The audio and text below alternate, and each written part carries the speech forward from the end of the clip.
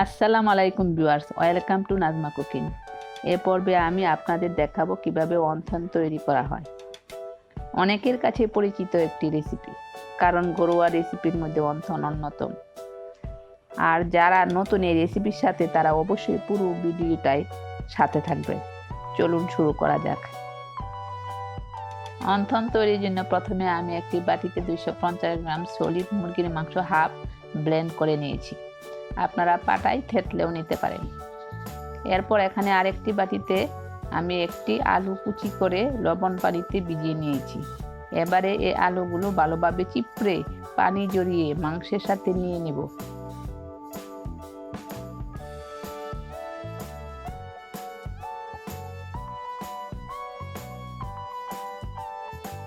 এবারে এর মধ্যে দিয়ে দিব 1 চা চামচ পরিমাণ সয়া সস।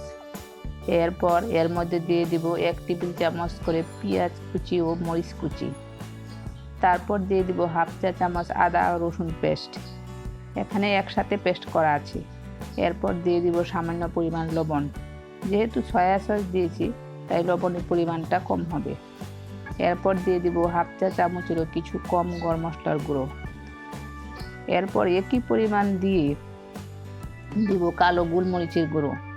এখন আমি এইসব উপকরণ ভালোভাবে একসাথে মেখে নিব।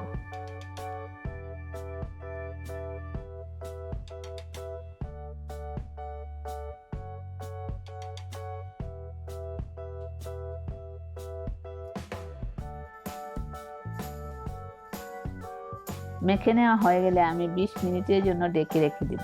অন্যদিকে আমি আরেকটি পাত্রে 1 কাপ পরিমাণ ময়দা নিয়ে নেব। এরপর এর মধ্যে দিয়ে দিব স্বাদ মতো লবণ। এরপর দিয়ে দিব হাফ চা চামচের কিছু কম খাবার সোডা। এখন সামান্য মেখে নিব।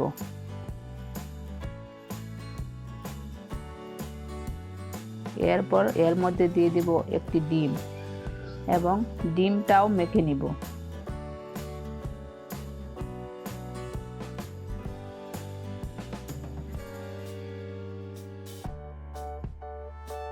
এরপর এর মধ্যে দিয়ে দিব 1 টেবিল চামচ পরিমাণ তেল দিয়ে দিব। এবারে পর্যায়ক্রমে আমি পানি দিয়ে মেখে একটি ডো তৈরি করে নিব।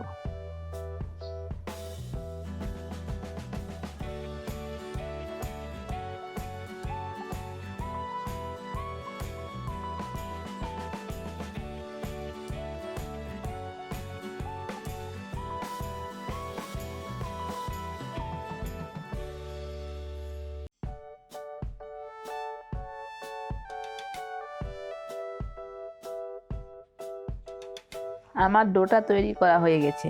এবারে এটাও ঢেকে রেখে দিব 20 মিনিটের জন্য। 20 মিনিট পর আমি ডোটা বের করে নিব। এবারে ডোটা একটা পিঁড়িতে ভালোভাবে মেখে 3টি সমান ভাগে ভাগ করে নিব।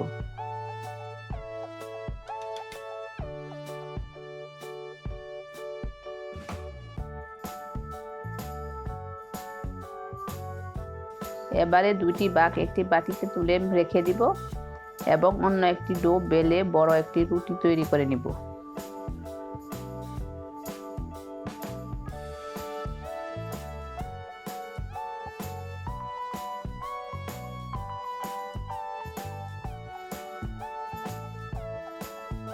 দেখুন আমার রুটিটা বেলে নেওয়া হয়ে গেছে। রুটিটা ঠিক এমন পাতলা করে বেলে নিতে হবে যেন আঙুল দেখা যায়। এ পর্যায়ে রুটিটা চারদিকে সমান করে কেটে নিব।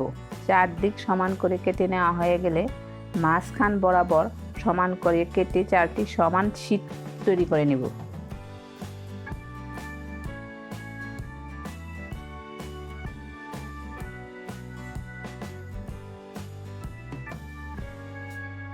এভাবে বাকি ডোগুলো দিয়ে এভাবে রুটি তৈরি করে স্লাইস করে শীট তৈরি করে নিব। দেখুন আমার সবগুলো রুটি থেকে শীট তৈরি করা হয়ে গেছে।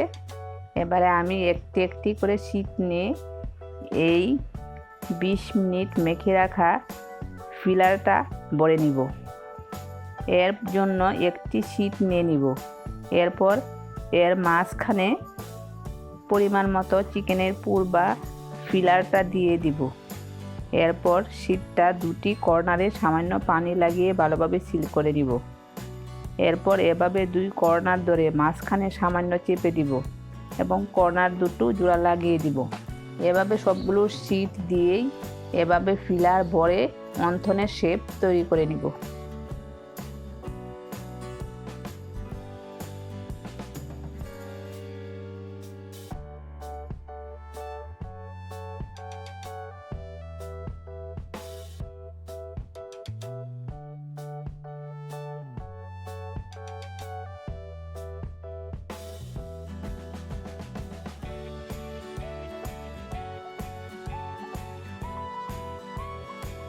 আমার সবগুলো শীট থেকেই অন্থনের শেপ করে নেওয়া হয়ে গেছে। এবারে বেজে নেবার পালা।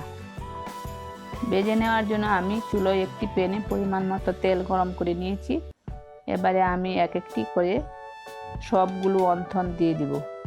চুলাটা একদম লো আঁচে রেখে সময় নিয়ে ভাজতে হবে।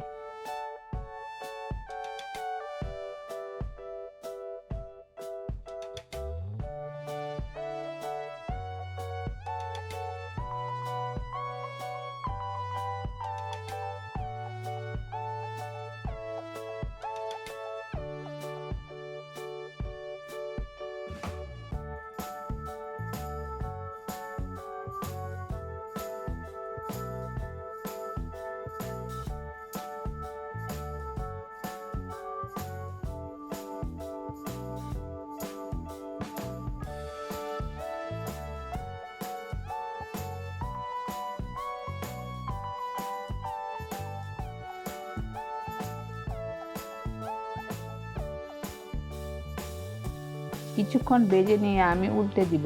এভাবে খুব ভালোভাবে মুচমুচে করে সবগুলো ভেজে নিব।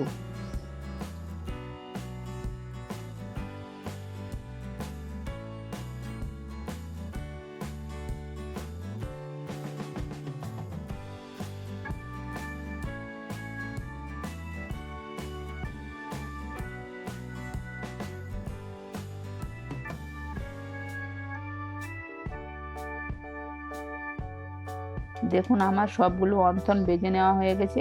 এবারে উঠিয়ে নিব এবং পরিবেশন করে নিব।